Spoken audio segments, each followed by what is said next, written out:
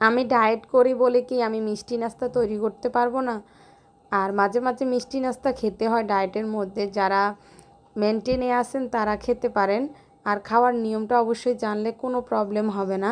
আপনি যদি সারাদিন খেতেই থাকেন তাহলে তো আপনার ওজনটা বাড়বেই। তবে আপনি একবেলা খাবেন, আরেকবেলা ওই খাবারটার পরিবর্তে হেলদি কোনো খাবার খাবেন, নতুবা আপনি উপোস থাকবেন। এতে কিন্তু আপনার ওজনটা এক জায়গায় লক থাকবে, আর বাড়বে না।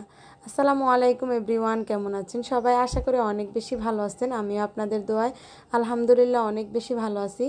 আম্মু হঠাৎ করে বলতেছে সন্ধ্যাবেলায় কিছু তৈরি করার জন্য। তো আমি ভাবতেছি কি তৈরি করব, যেহেতু বাচ্চারা পান্তুয়া পিঠাটা বেশি পছন্দ করে। আর আমি যেহেতু ডায়েট করি, মিষ্টি জাতীয় নাস্তা তেমন একটা তৈরি করি না বাসায়। সব সময় তো জাল নাস্তা দেখেন তৈরি করি। তো আজকে তাই ভাবলাম না, আমি পান্তুয়া পিঠাটাই তৈরি করি। বাসায় দেখি ফ্রিজ খুলে 2টা হাঁসের ডিম আছে। তো পান্তুয়া পিঠা তৈরি করতে তেমন একটা বেশি কি উপকরণ লাগে না, শুধু একটা হাঁসের ডিম হলেই হয়ে যায়। আর বাসায় থাকা চাউলের গুঁড়া, আটা এবং চিনি, লবণ এগুলা দিয়েই তৈরি করা যায়। তো দেখেন আমি এখানে আটা, চাউলের গুঁড়া, চিনি, লবণ এবং পরিমাণ মতো পানি দিয়ে আস্তে আস্তে ডোটা তৈরি করে নিচ্ছি। এটা সবাই কম বেশি তৈরি করতে পারে। পিঠা বানানোর জন্য প্রথমে ডো তৈরি করে নিতে হয় এবং আধা ঘন্টা আগে এটাকে রেস্টে রেখে দিতে হয়। তো আমি তাই তো আগে দিয়ে ডোটা তৈরি করে রেস্টে রেখে দিয়েছি এবং পারফেক্টভাবে আমার ডোটা তৈরি করা শেষ। এটাকে ভালোভাবে ফেটে নিতে হবে যাতে দানা দানা না থাকে। এই পিঠার প্রধান উপকরণ হচ্ছে ডো তৈরি করা। ডো যদি ভালো আসে তাহলে পিঠাও তৈরি করতে খুবই ভালো হবে এবং খেতেও মজা হবে। আর ডোর মধ্যে আমি কিন্তু এখানে বেকিং পাউডার দিয়ে দিছি, তাই তো আমার ডোটা স্মুথ হয়েছে।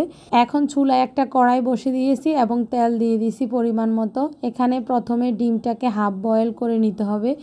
আর হাঁসের ডিম হলে তো সবচাইতে পারফেক্টভাবে এই পিঠা তৈরি করা যায়। আপনারা কিভাবে তৈরি করেন অবশ্যই কমেন্টে জানাবেন। আমরা কিন্তু হাঁসের ডিম ছাড়া এই পিঠা তৈরি করি না। আর বাসায় যখন হুটহাট করে মেহমান চলে আসে তখন আপনি একদম খুব কম সময়ের ভিতরে এই পিঠাটা তৈরি করতে পারেন।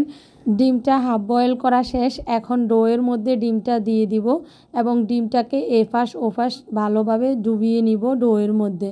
দুই পাশে ডো ভালোভাবে লাগার পর এটা আমি তেলে দিয়ে দিব। এই পিঠার মধ্যে আপনাকে অবশ্যই বেকিং পাউডারটা অ্যাড করতে হবে, না হলে এটা নরম হবে না, কিছুটা কেকের মতো হয়। আমরা সবাই এটাকে কেক বলেই বাচ্চাদেরকে খাওয়াই।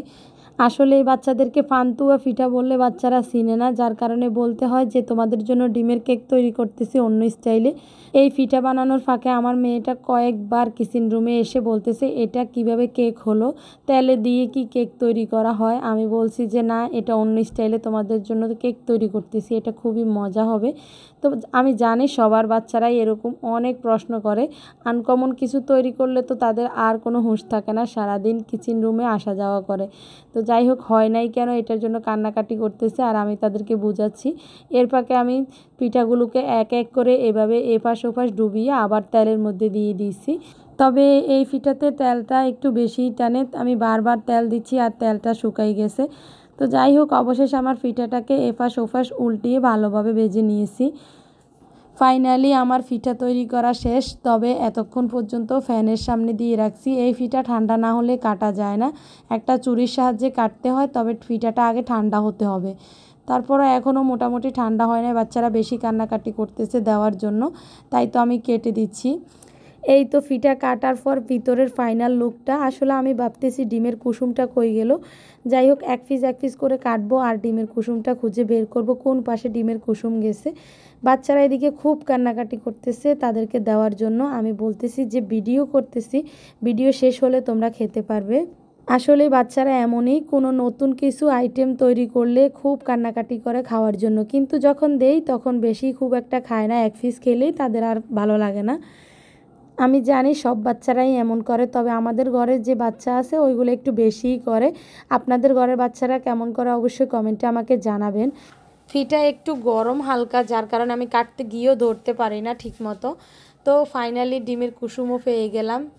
এই তো আমার ফিটা কাটা শেষ। আমার ভিডিওগুলো আপনাদের কাছে কেমন লাগে অবশ্যই কমেন্টে আমাকে জানাবেন এবং আমার চ্যানেলটাকে সাবস্ক্রাইব করে পাশেই থাকবেন।